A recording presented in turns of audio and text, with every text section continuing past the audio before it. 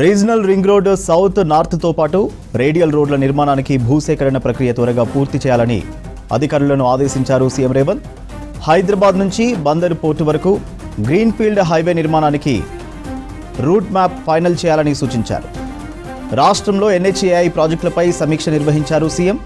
Secretariat నుంచి సంబంధిత అధికారులతో వీడియో కాన్ఫరెన్స్ ద్వారా నేషనల్ హైవే ప్రాజెక్టులపై చర్చించారు. మంత్రి కోమటిరెడ్డి వెంకటరెడ్డి ఉన్నతాధికారులు మీటింగ్లో పాల్గొన్నారు.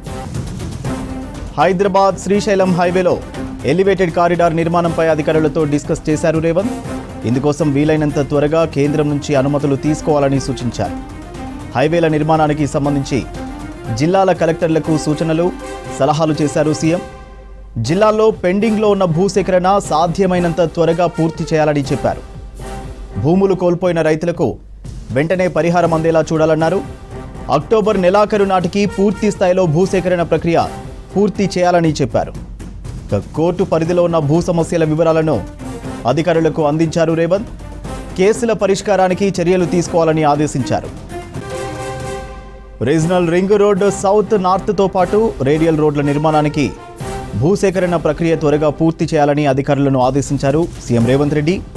హైదరాబాద్ నుంచి బందరు పోర్టు వరకు గ్రీన్ఫీల్డ్ హైవే నిర్మాణానికి రూట్ మ్యాప్ ఫైనల్ చేయాలని సూచించారు. రాష్ట్రంలో ఎన్హెచ్ఏఐ ప్రాజెక్టులపై సమీక్ష నిర్వహించారు సీఎం. సెక్రటేరియట్ నుంచి సంబంధిత అధికారులతో వీడియో కాన్ఫరెన్స్ ద్వారా నేషనల్ హైవే ప్రాజెక్టులపై చర్చించారు. మంత్రి కోమటిరెడ్డి వెంకటరెడ్డి ఉన్నతాధికారులు మీటింగ్లో పాల్గొన్నారు.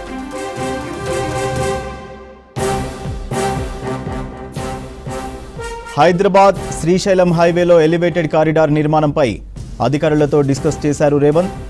ఇందుకోసం వీలైనంత త్వరగా కేంద్రం నుంచి అనుమతులు తీసుకోవాలని సూచించారు.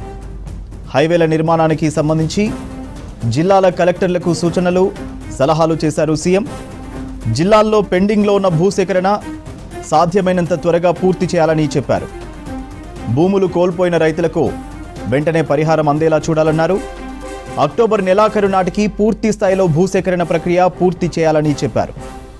కోర్టు పరిధిలో ఉన్న భూ సమస్యల వివరాలను అధికారులకు అందించారు రేవంత్. కేసుల పరిష్కారానికి చర్యలు తీసుకోవాలని ఆదేశించారు. రాష్ట్రాభివృద్ధిలో సింగరేణి కీలకమన్నారు సీఎం రేవంత్ రెడ్డి.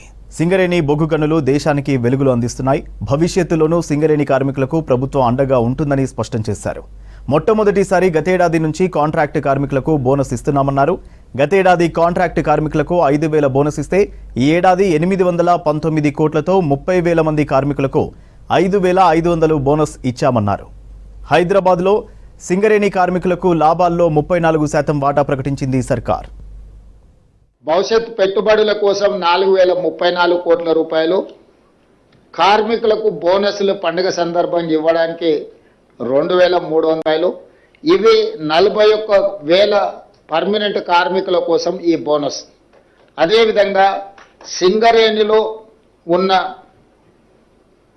కాంట్రాక్ట్ కార్మికులకు కూడా పండుగ సందర్భంగా మిగతా కార్మికులకు బోనస్ వచ్చి, వీళ్లకు బోనస్ లేకపోతే వాళ్ళు మనసు చిన్నపుచ్చుకుంటారని ఆలోచన చేసి మొట్టమొదటిసారి పోయిన సంవత్సరం భారతదేశంలోనే మొదటిసారి ప్రతి కార్మిక కుటుంబానికి 5,000 రూపాయల బోనస్ ఇవ్వాలని పోయిన సంవత్సరం నిర్ణయం తీసుకోవడం జరిగింది మొట్టమొదటిసారి.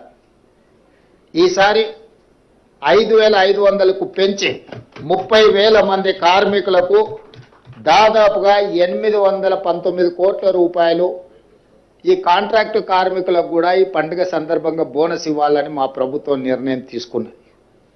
అందుకే ఈరోజు సింగరేణి కార్మికులకు మనస్ఫూర్తిగా శుభాకాంక్షలు తెలియజేస్తూ, దసరా మీరు ఉత్సాహంగా జరుపుకోవాలి. ఈ దసరా పండుగ మనలో నూతన ఉత్తేజాన్ని నింపాలి. సింగరేణి సంస్థ మరింత లాభాల బాటలో నడవాలి. సింగరేణి సంస్థ కార్పొరేట్ కంపెనీలతో కూడా పోటీ పడి ఈరోజు తలెత్తుకునే విధంగా ఈ సంస్థను నడిపించాలన్న ఆలోచనతోటి ఈరోజు ఈ లాభాలను కార్మికులకు పంచడమే కాకుండా లాభాలలో నుంచి కొంత భవిష్యత్తు పెట్టుబడులకు కూడా ఒక ప్రణాళికబద్ధంగా ముందుకు వెళ్తున్నది. ఏదేమైనా సింగరేణి గనుల ప్రాంతంలో ప్రైవేటు సంస్థలు ఎక్కువగా వాళ్ళ ప్రాతినిధ్యం పెరుగుకుంటూ పోతే ఏదో ఒక సందర్భంలో సింగరేణి మనుగడకే సమస్యగా మారుతుంది. అందుకే ఈరోజు ఆ సమస్యని కూడా పరిష్కరించుకోవాలి. కార్మికుల సంక్షేమం కోసం, కార్మికుల యొక్క అభివృద్ధి కోసం,